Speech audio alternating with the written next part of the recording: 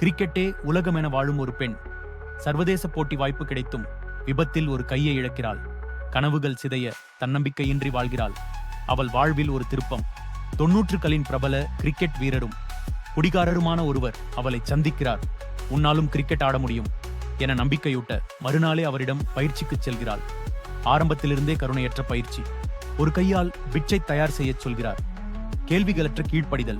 கடினமான பயிற்சிகள் மூலம் அவளது கை பலப்படுகிறது. பந்துவீச்சு பயிற்சி ஆரம்பமாகிறது. இருவரும் இரவும் பகலுமாக உழைக்கிறார்கள். கடைசியில் இந்திய மகளிர் அணியில் பந்துவீச்சாளராக தேர்வாகிறாள். ஒரு கையுடன் யாரும் எதிர்பாராத விதமாக சிறப்பாக விளையாடுகிறாள். ஸ்டேடியமே அவளுக்காக கரகோஷம் செய்கிறது. சுழற்பந்து, வேகப்பந்து என அசத்துகிறாள். பேட்டிங்கிலும் கலக்குகிறாள். அவளது ஆட்டத்தால் இந்திய அணி வெற்றி பெறுகிறது. ஆனால் அதிர்ச்சி காத்திருக்கிறது. அவளது கை பறிபோனதற்கு அந்த பயிற்சியாளர் தான் காரணம். அவன் குடித்துவிட்டு ஓட்டிய கார் தான் அவளது விபத்துக்கு காரணம்.